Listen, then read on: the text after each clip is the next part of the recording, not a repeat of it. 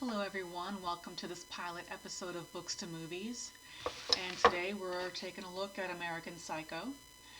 Uh, this one's going to be kind of an easy one because the book and the movie adaptation are the same, but they're different. They're the same based on content, they're different by how much the content from the book to the movie has been watered down.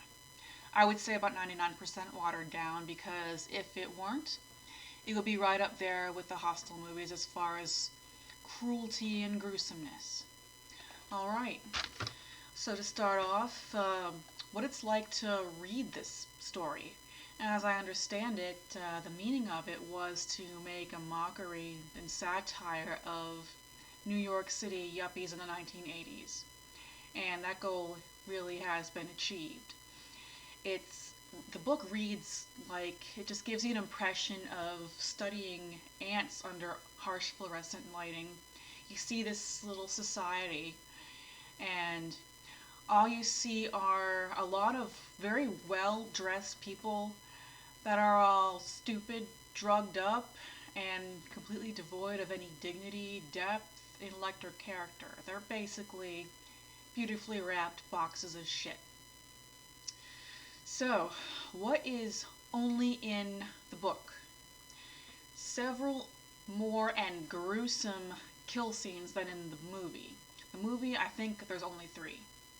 In the book, there is way more than I can count on my hands, and the way they are dispatched is very, very darkly creative, very much like the Hostel movies.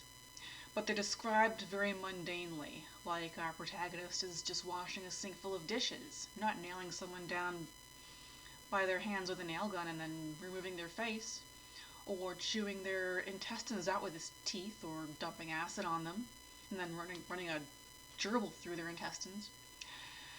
No. There's also several more and gruesome sex scenes in the book than the movie, and they're not very romantic or passionate or even sexy. They're just gross. It's like, seeing animals wrestle in bodily fluids.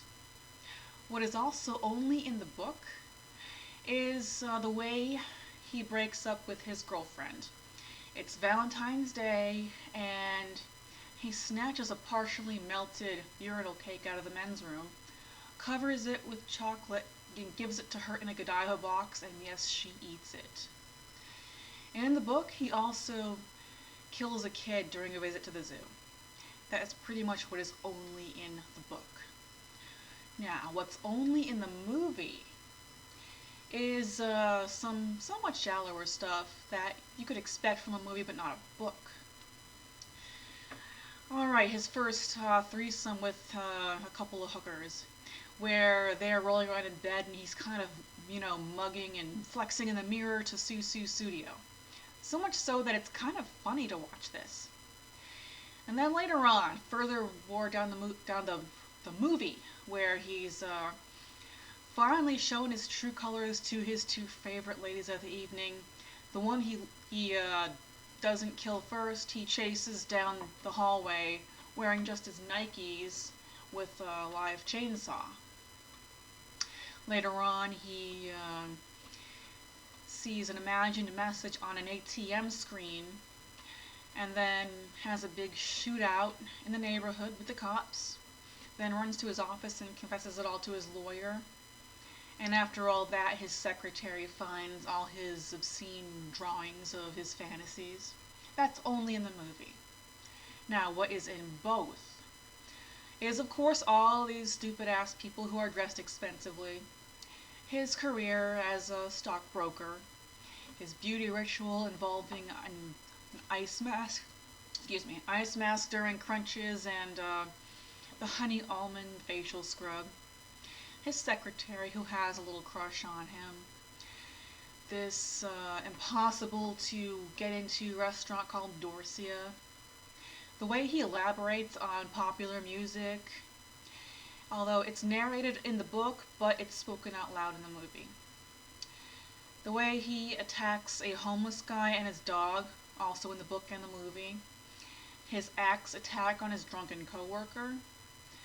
the first three ways, the part where he's got the music playing and he's mugging and flexing in the mirror, that's only in the movie. We don't know much about what goes on in the book except for the fact that after it's all over, those two partners run out there crying, paid off, and having to go straight to the hospital because he kind of roughed him up. That's in both the book and the movie. Also, both in the book and the movie are the way it ended, where it just seems like it all could have been a delusion. That part of it is just kind of for us to determine. And that's American Psycho for you. Read the book, watch the movie, and enjoy. Although one interesting fact about American Psycho, the book, I understand it, is that this was regarded as kind of a holy book by a couple of notorious serial killers, which is probably what lends it its notoriety and controversialness. And that's pretty much all there is to say about American Psycho. So I hope you enjoyed this pilot episode. By all means, like and subscribe, and find me on Facebook, Twitter, and Instagram. Feel free to email me with requests, questions, comments, anything, and I will see you next time.